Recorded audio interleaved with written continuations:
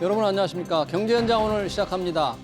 주택담보대출, 전세자금대출, 신용대출, 종류에 상관없이 시중은행 가계대출 최고금리가 모두 연 7%를 넘어섰습니다. 약 13년 만에 다시 맞게 된 7% 금리 시대. 하지만 미국과 우리나라 모두 금리 인상의 끝은 여전히 알 수 없고 경기 침체까지 맞물리면서 빚의 무게는 더 무거워질 전망인데요. 가계와 기업이 맞닥뜨린 7% 금리 시대의 문제들 자세히 짚어보겠습니다. 유튜브 실시간 댓글 의견 주시면 토론에 반영합니다. 경제현장 오늘입니다.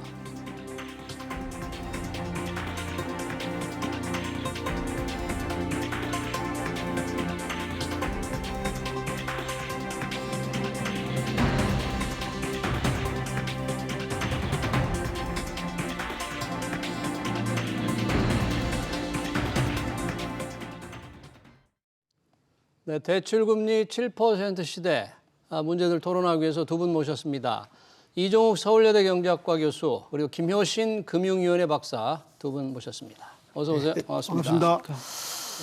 자, 담보대출금리, 전세대출금리, 신용대출금리 할 것 없이 모두 최고금리가 그러니까 신용도가 조금 낮은 사람 기준 최고금리가 연 7%를 넘었었습니다. 13년 만에 최고 수준. 이게 뭐 한 달 전만 해도 6%였고 1년 전에는 절반 수준도 안 됐을 것 같은데 김효신 박사님 뭐 금융 쪽에 계시니까 이 분야 어쩌다 이렇게 금리가 어떤 과정을 거쳐 이렇게 올라간 겁니까 지금? 사실 이건 상당 부분 시중금리는 기준금리와 연계되어 있습니다. 그래서 한국은행 기준금리를 올리다 보니까 할 수 없이 시중금리도 올라갈 수밖에 없는 상황이고요. 특히 저희도 이 기준금리 자체도 미국의 연준의 기준금리 인상과 보조를 맞추다 보니까 저희가 그렇다고 뭐 똑같이 미국 기준금리보다 같거나 높을 필요는 없지만 그럼에도 불구하고 보조를 맞추다 보니까 사실은 기준금리 인상에 따라서 시중금리가 같이 올라온 것입니다. 그리고 특히 이제 주담대나 신용 관련돼서 뭐 코픽스 금리라던가 또 은행채 금리들도 상당 부분 지금 올라간 상황이기 때문에 그래서 그런 영향으로 해서 지금 이자 금리가 상당히 많이 올라간 상황입니다 현재. 코픽스 금리 잠깐 말씀해 주셨는데 그게 아마 이제 대출 금리의 기준이 되는 뭐 그렇죠. 자금 조달 비용 지수를 얘기하는 거죠? 예, 그게? 그렇죠. 기준금리. 그게 지금 계속 올라가고 있는 거잖아요. 그렇죠. 기준금리 올라가는 거죠. 상황이 어느 정도나 지금 그건 올라가고 있는 거예요? 코픽스 조달 금리가? 코픽스는 기준금리에 연동돼가 올라가는 계속 거니까 올라가니까? 계속 올라가니까 기준금리가 지금 현재 우리가 2.5% 올라가 있는데 올라가 있잖아요. 그런데 다행히 우리가 변동금리를 택하신 분들은 이게 3개월마다 이제 코픽스 기준으로 이동하기 때문에 지금 2.5% 9월달 올라가고 나서 실제로 한국은행이 발표하는 가계대출에서 제일 비중이 높은 비중을 차지하고 있는 것은 아직까지도 4 내지 5%입니다. 4 내지 5% 부분이 한 49.6%, 55.4%를 차지합니다. 그런데 우리 아까 사회자께서 처음 시작할 때 한 13년 만에 이렇게 한 7%가 되는 이런 상황이 되면 이제 한 3개월 내에 이제 그게 변동금리 조정이 가능하면 2009년 또 1월 달 우리의 기준금리가 2.5% 정도 됐거든요. 2.5%대 이 가계대출에 제일 많은 비중을 차지한 게 47.3%, 51.6%가 전부 다가 5에서 6%였습니다. 5 내지 6%. 그리고 지금 현재 우리 4 내지 5% 있는 분들은 앞으로 한 2, 3개월 내에 대부분이 5 내지 6%로 가고 또 상당한 부분 가운데서 한 20에서 30 몇 프로 정도는 6 내지 7%로 간다고 생각하셔야 됩니다. 이 자체가. 그래서 금리 한국은행이 기준금리를 앞으로 이제 어떻게 할지 모르겠지만 우리 가계대출을 가지고 있는 젊은 세대나 이런 분들은 상당히 좀 각오를 하셔서 거래하는 은행에게 금리 협상권을 필요하면 좀 합리적으로 따져야 될 필요가 있지 않을까 저는 생각합니다. 그러니까 주택담보대출금리, 담보대출금리 대부분이 아직은 실제 많은 부분은 4%에서 5% 수준에 실제 많이 지금 걸려 4 내지 있는데 5%에 있죠 지금. 곧 5 내지 6% 수준으로 이제 많은 분들이 올라갈 것이다. 그렇죠. 52, 3% 이상 그리 올라가는 거예요.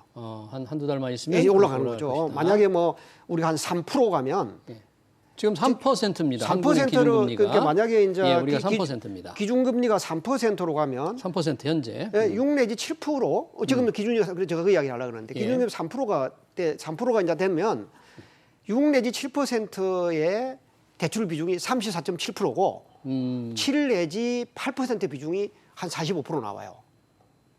이게 2009년도에 그 한국은행이 발표한 경험치를 보면 그렇기 때문에 이 지금 현재 한국은행이 2.5에서 3% 올리느냐 안 올리냐는 아니, 지금 현재 3%입니다. 현재 기준금리가. 기준금리 예. 3%? 현재 그러면 10월이. 예. 그렇게 하면은 이게 뭐냐면 우리 국민들 가운데 제일 많은 비중을 차지하는 분들이 7 내지 8%의 대출금리에 가 있는 거예요. 앞으로. 앞으로 이제. 과거에 우리 경험치를 보면 3%일 때 6 내지 7%에 있던 분들의 비중이 34.7%.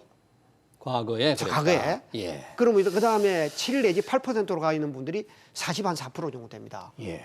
그렇기 때문에 이 3%라고 하는 금리는 한국 사람들에게 상당히 미래 금리 부담에 대해서 이 가계의 압박, 기업으로서 영업이익에서의 상당히 부담을 느끼게 만드는 숫자라는 거를 그러네요. 동아당국이 좀 알았으면 좋겠습니다. 네, 과거의 기준으로 보면 그렇게 이제 비자 부담이 무거워지는데 현재 신용도가 낮은 일단 최고금리 수준이 대출 종료에 환급 시 이미 7% 최고금리 기준으로 따지는 거죠. 7%를 넘어섰다.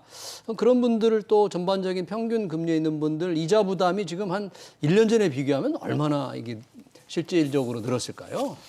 이렇게 보시면 될 것 같습니다. 기본적으로 저희가 금리를 과거에 90년대라든가 2000년대 초반에 이제 80년대 경험해 보신 분들은 뭐 기준금리가 3%고 뭐 시중금리가 4% 5% 이 정도면 굉장히 약하다고 생각하시거든요.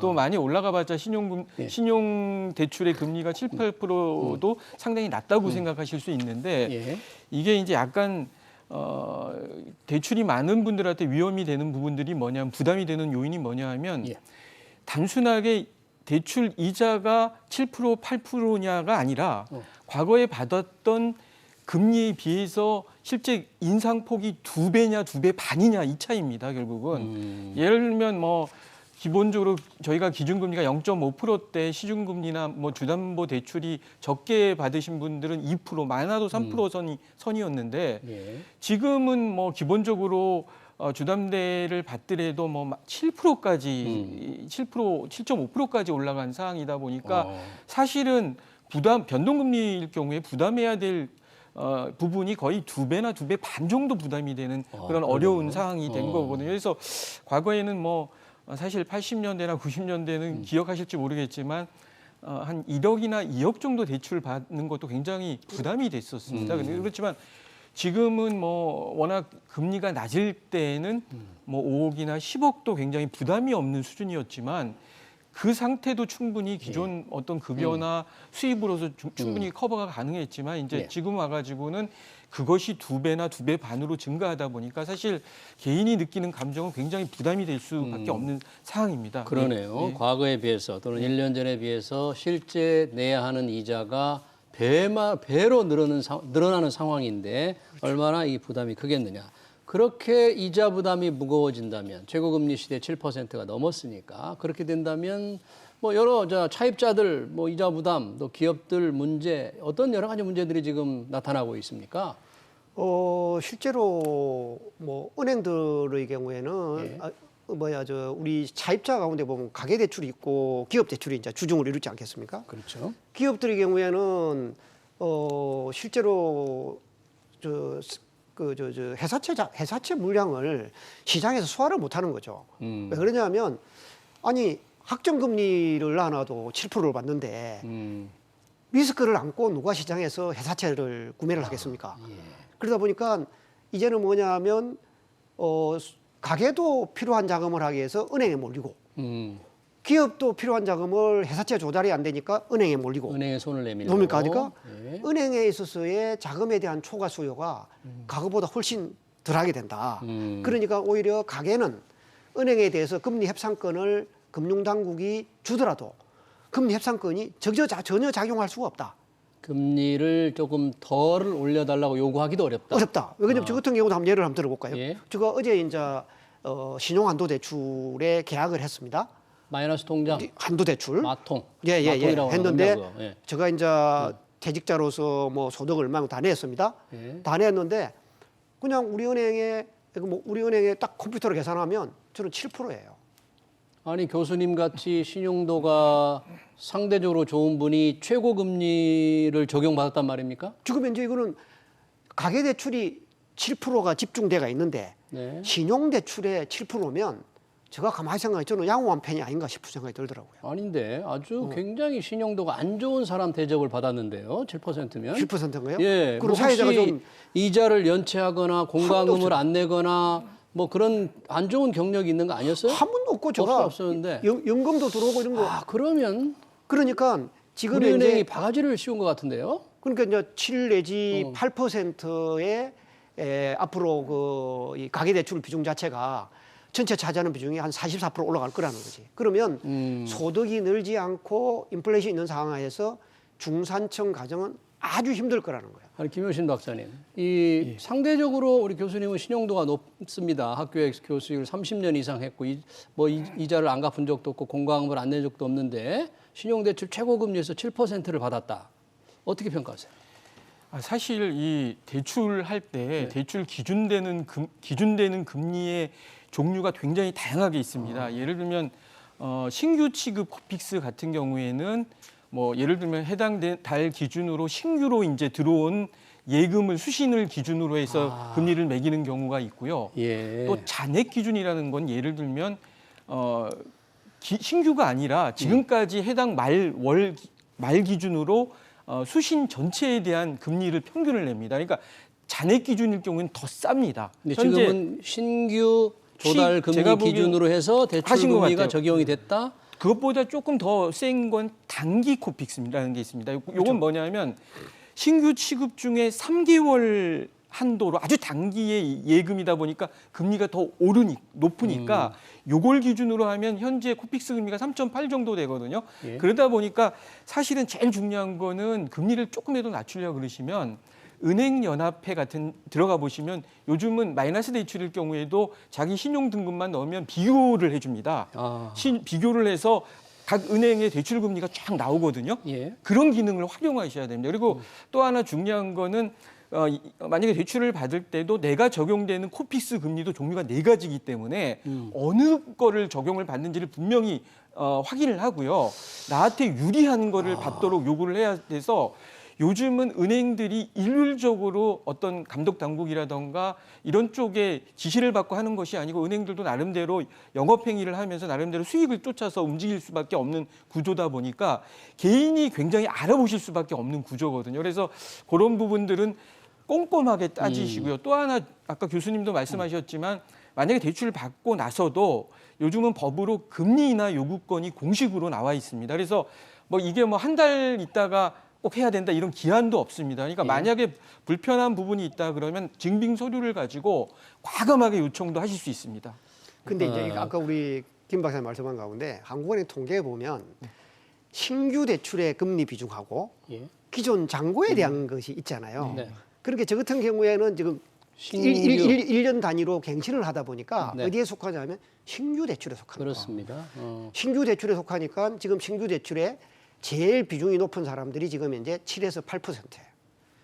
그러니까 지금 이제 제가 신용이 좋으니까 담보를 안 내고도 그 정도 하는 것 같아요.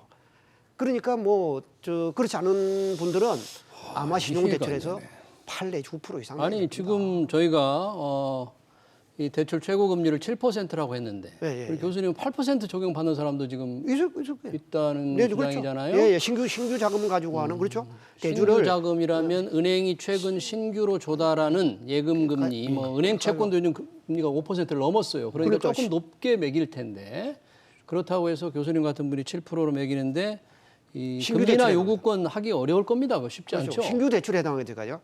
신규 대출에. 그래요. 또 이런 부분도 알겠습니다. 있습니다. 말씀드리고 싶은 거니까 예를 들면 지금 은행 같은 경우에는 예금 금리를 지금 예금을 수신을 받으면서 기본적으로 5%까지 지금 받고 있습니다. 은행 예금이 5%까지 올라갔어요. 그러다 보니까 이 5%를 받은 거를 기준으로 해서 또 코피스에 적용을 수신금리에 적용이 되다 보니까 금리 인상이 계속 그 시중금리가 올라가는 어떤 연쇄 작용을 할 수가 있는 부분이 분명히 존재하거든요. 그렇다고 이거를 뭐 우리가 막을 수는 없는 사항이지만 예. 그래서 결국은 은행으로 돈이 모이면서 또 역으로 이게 또 금리를 올리는 부작용이 또 발생되는 이런 부분도 존재합니다. 나는 분명히. 김유신 박사에게 이런 물어보고 싶어요. 예, 사실 우리에게 지금 그 미국은 고금리를 가면서 페드가 파악한 것이 네.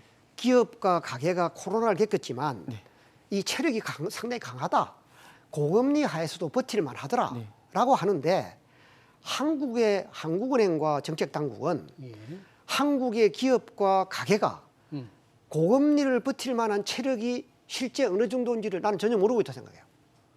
그냥 우리나라 정부와 한국은행이 예. 우리나라 개인들, 예, 가게 예. 차주와 기업들이 고금리를 견딜 수 있는 체력이 어느 정도이냐. 자, 이거 자체를 잘 모른다고 저는 생각해요. 지금 체력이 안 좋으니까 채권 시장에 큰 난리가 난 거잖아요. 그렇죠. 체력이 안 좋으니까. 안 좋죠. 체력이 좋으면 다 갚아 나갈 텐데. 그렇죠. 예. 그렇기 때문에 오히려 미국 같은 경우로 보면 중앙은행이 저렇게 하는 이유가 뭐냐 하면 IMF 팬데믹 기간에도 미국은 오히려 평상시보다도 저축이 더 늘었어요. 이게 이런 게 등등을 기반으로 해서 하는 건데 한국의 경우에는 딱 한국은행이 금리를 계속 미국을 따라 올리는 거는 정말 왜 그러면 22는 0.75 부분을 우리가 금리 올 때 그런 마이너스였다가 네. 우리 금리가 2% 들어갈 때 0.5였다가 지금 0.75로 하잖아요. 예. 그러면 지금 이제 한국은행 금리보다도 얼마나 싼 거냐 이거야. 예. 3분의 2 하거든. 그러니까 교수님, 우리 한국은행이 연준이 계속 금리를 올린다고 해서 따라서 계속 올리는 것은 옳은 정책이 아니다 이렇게 주장하시려고 그러는 거예요? 그렇죠. 그러니까 뭐냐면 한국의 국민과 한국의 기업의 체력이 어느 정도 되는가를 한국은행이 정말 면밀히 한번 생각해보고 금리를 올려야 되는데 지금은 딱 뭐냐 하면 캐피탈 아웃플로우, 자본 유출이 일어날까 싶어 전전긍긍해가지고 올리는 거 말고는 없는 것 같다 이거야. 우리 기업과 개인들, 돈 빌린 사람들의 이자 부담만 가중시킨다. 그러다 보니까 지금 우리 부동산 시장에서 이 대출 금리가 워낙 올라가니까 여러 가지 현상이 좀 나타날 것 같아요. 전세 금리가 높으니까 뭐 이거 전세 더 이상 들기 어려워서 월세로 바꾼다거나 어떤 부동산 시장에 좀 많은 변화가 좀 지금 나타나고 있는 거죠. 어떻습니까?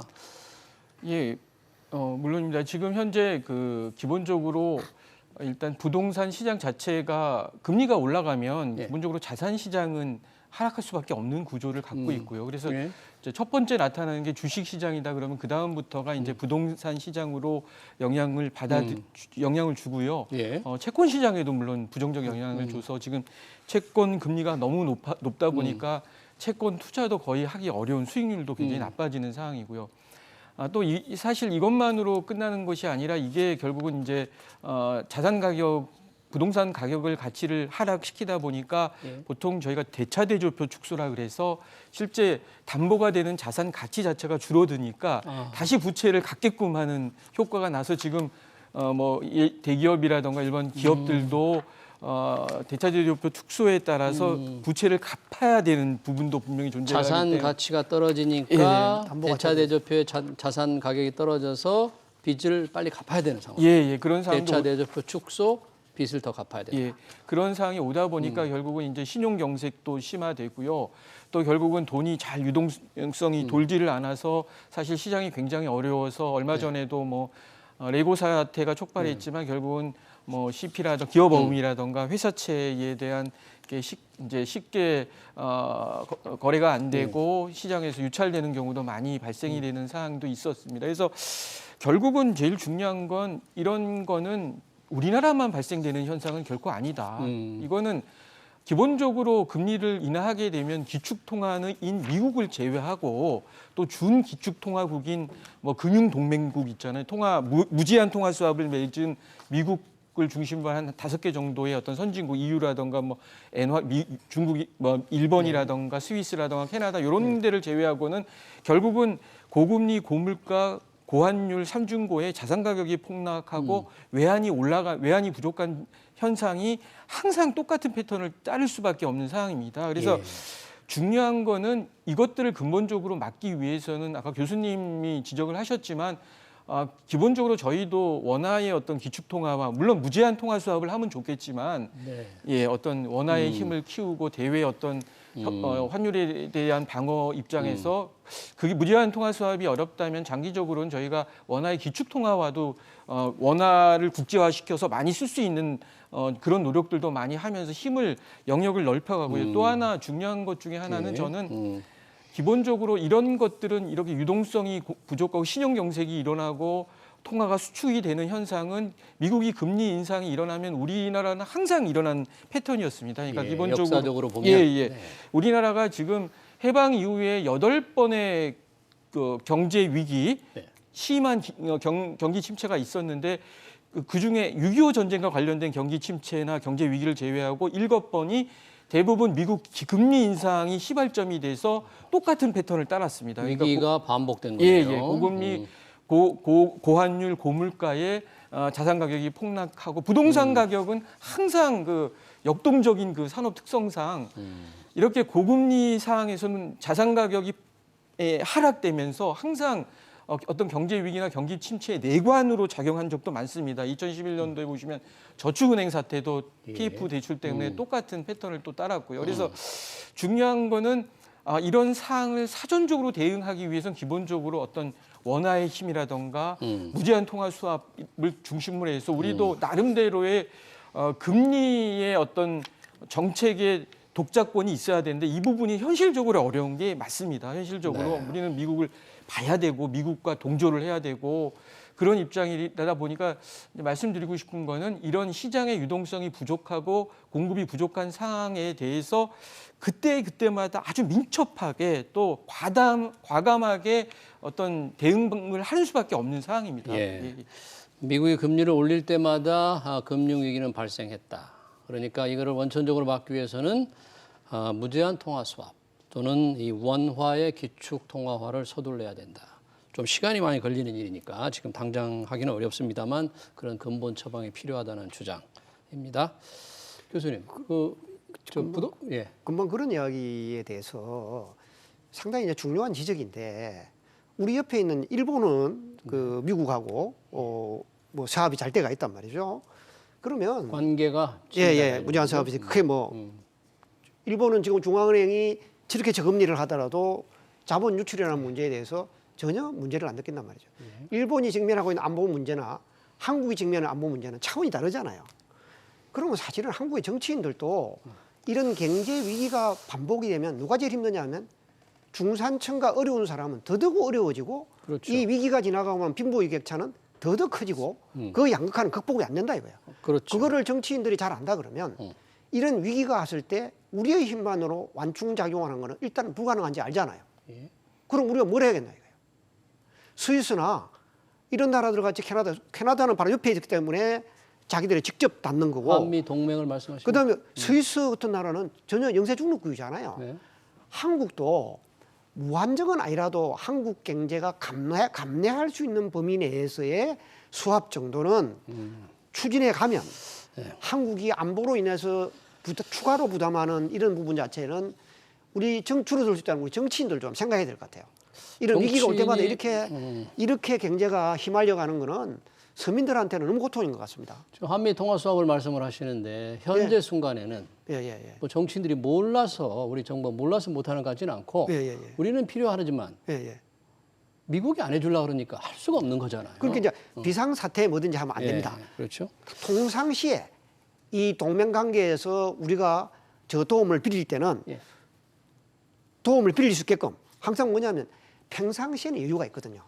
위기가 있을 때는 미국도 위기인데 어떻게 다른 나라를 돕겠습니까?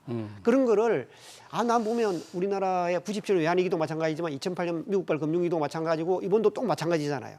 그럴 때마다 참 안타까움을 느껴요. 항상 평상시 좋은 상태에서 우리 국가의 미래를 좀 개척하는 것에 대해서 이 문제가 한국은행이나 금융당국의 문제가 아니고 정치인들의 노력도 필요하다는 이야기를 나는 꼭 좀 하고 싶어요. 알겠습니다. 네. 그리고 말씀 중에 이렇게 금리 지금 위기 상황, 금리 인상, 고금리 상황에서는 이 자산 격이 더 커진다고 했잖아요. 그렇죠. 실제로 보니까 이 요즘에 계좌당 10억 원이 넘는 은행 계좌, 그렇죠. 10억 원이 넘는 계좌가 뭐 아주 크게 늘고 그리고 금액도 왕창 늘었다는데 이게 지금 돈의 어떤 역무브라고 합니까? 이분들 더 좋아지는 거네요. 상황이 어떻습니까 지금? 예, 기본적으로 10억 이상 예. 예금 자체가 굉장히 늘었고요.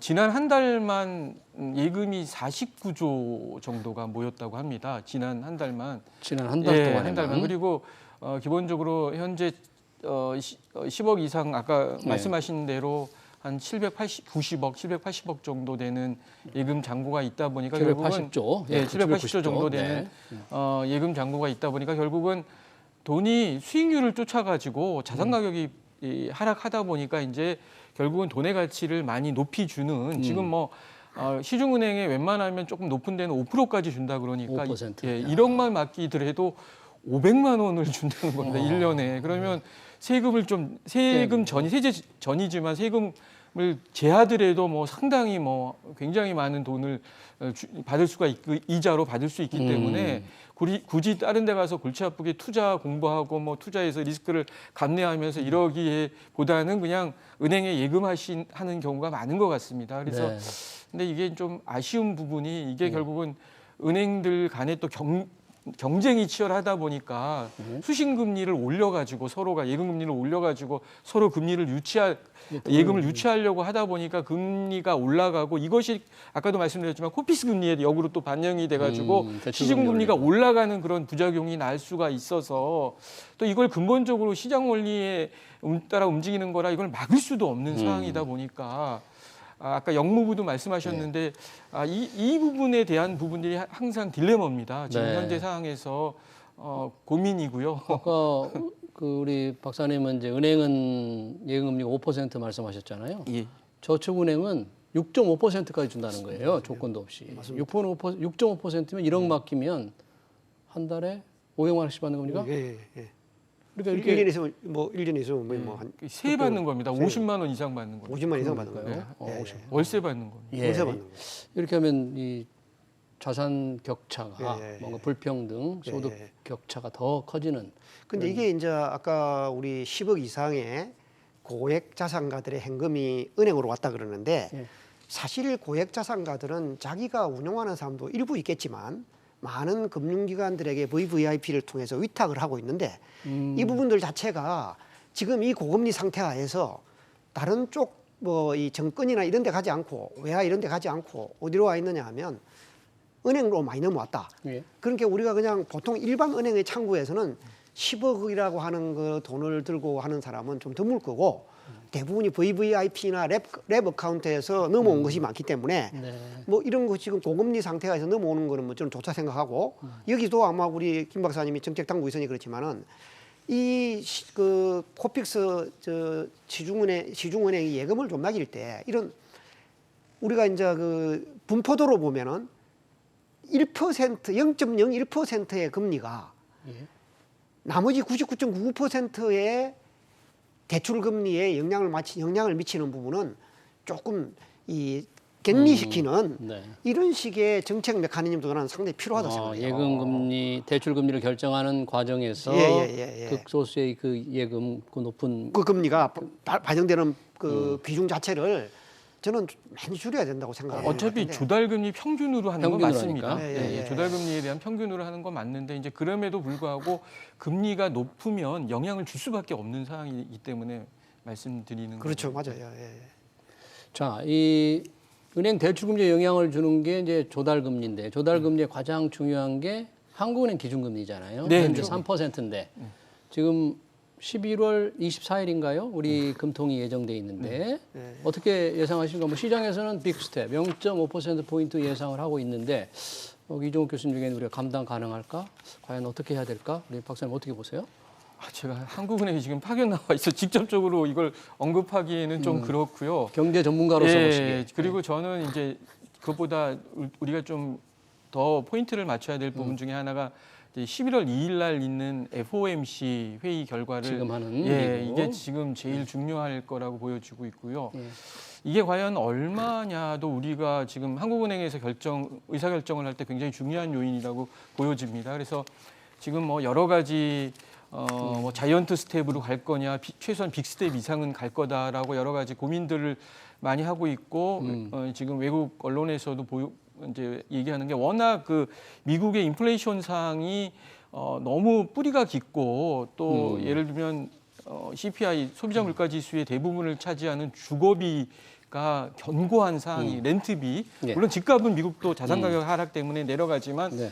렌트비가 워낙 이제 견고한 상황이고 또 식료품비도 뭐 떨어지질 않고 있다고 합니다. 그래서 그러니까 기본적으로 지금 이 소비자 물가가 예측하는 걸 봤더니 지난달에 8.2%였는데 요번에 뭐 얼마 있다 발표하지만 거의 안 떨어지고 8.1%라고 합니다. 예. 그리고 고용이 세상에 깜짝 놀란 게 3.5에서 거의 안 떨어지고 3.6 정도 가능성이 거의 90%라고 하는데 실업률이요? 네. 그러니까 실업률이 네. 그러면 거의 경제 성장률도 3분기에 2.6%가 성장했다고 합니다. 알겠습니다. 그러면 이런 상황에서 과연 지금 미국이 7.5% 이상 올릴 확률이 굉장히 높기 때문에 우리나라 같은 경우에도 사실은 상당히 높게 어느 일정을 정도 할 거다. 입장을 할 수밖에 없지 않는 구조가 아니냐 이런 생각이고 이건 제 개인적인 의견이에요. 알겠습니다. 이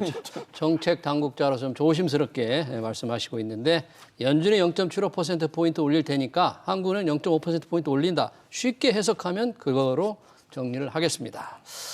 네, 고금리 시대의 현황과 대책 잘 들었습니다. 지금까지 이종욱 서울예대 경제학과 교수, 김효신 금융위원회 박사였습니다. 두 분 고맙습니다. 예, 수고했습니다. 네.